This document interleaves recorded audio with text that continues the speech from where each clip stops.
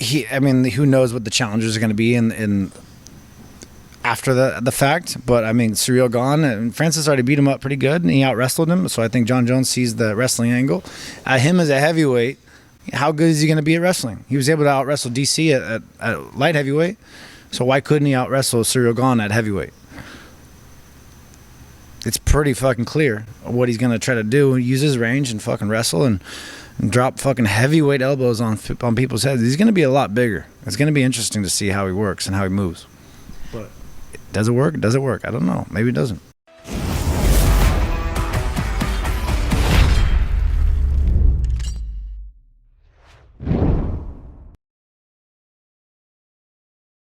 Helen Yee here at RVCA, being joined by the one and only, the beloved Mr. Luke Rockhold. And is it safe to say that you are the king of pickleball here at RVCA? Ask Parillo. Parillo, is that true? Just all right. My apprentice speaks. We all know all your fans, they're excited when you said the other day that you'll be returning and, you know, kind of reigniting that spark in you to fight again. Yeah, it's coming. I'm feeling it. I'm feeling better and better and better. You know, I took so much time off of those 3 years. I didn't do shit.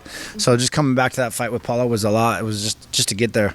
Get to that dance was a journey of health. Now I've gotten past that, and my skills are up, and I'm growing, and I'm getting better, and I'm finding that power, that tempo. It's all about tempo. It's like a fucking golf swing. It's like a fucking finding that tempo of where to land that shot. And then it's fucking night, motherfuckers. Definitely. And you're a good golfer too? Sometimes I used to be better, but I figured it'd be better to fucking punch people than to hit golf balls. Yeah, I don't blame you.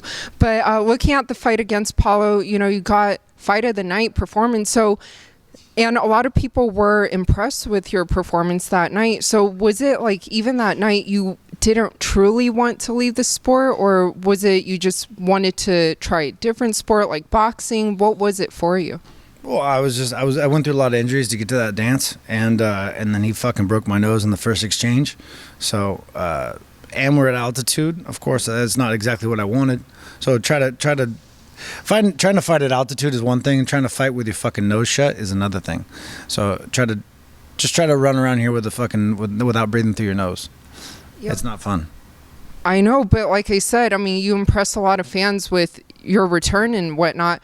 But for this year, though, 2023, I mean, what are some of your goals? And is there anyone in particular that kind of reignites that fire that you'd like to fight? I like to beat up all these little fucking punks that think they can box, and especially one in particular, Jake, would be fucking great. The UFC kind of released me just to go fucking hunt that kid down. So basically, yeah, I asked for the release. We were talking about after a boxing session over at Churchill with Pete Berg, and Pete said, "Oh yeah, I'll ask Dana." And said, "Dan, yeah, Luke can go fucking fight that kid and go beat his ass." I said, "Okay, I will." So I was released to beat your fucking ass. The dog is here, the bounty man, the hit man. I'm fucking here.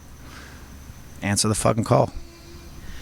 And you are a former UFC middleweight champion. Another former champion who just left as well, Francis Ngannou. It looks like he wants to go into boxing, but do you think that was a wise move on his part to leave at the top as the champion? I think he's doing it for all the right reasons, you know. I think there's a lot of things that people don't see behind the scenes, that people are just caught up in the hype and this bullshit.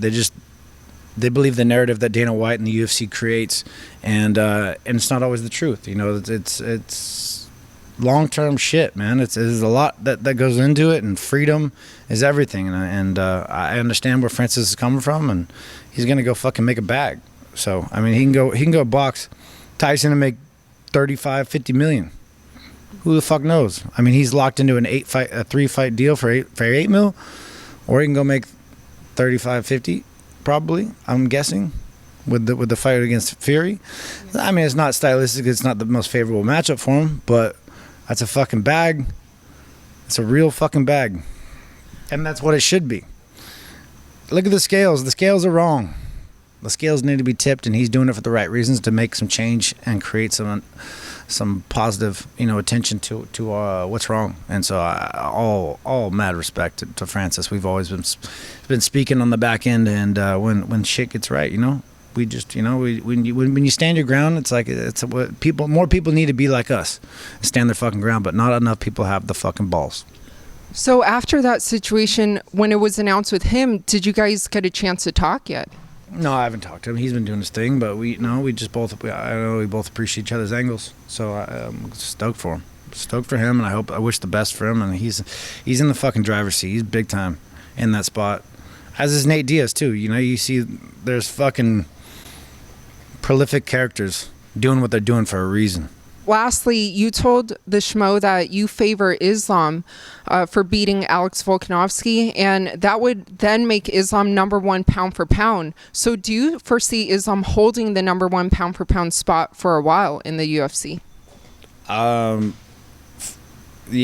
I don't see anybody else really competing with him right now. I mean, there's a couple of guys that are dangerous.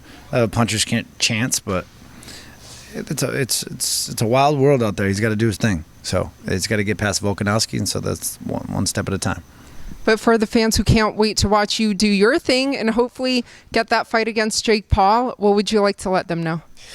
I'll be fighting anywhere and everywhere, and just taking big fights, man. Big fights that pay and give me fucking belts and prestige.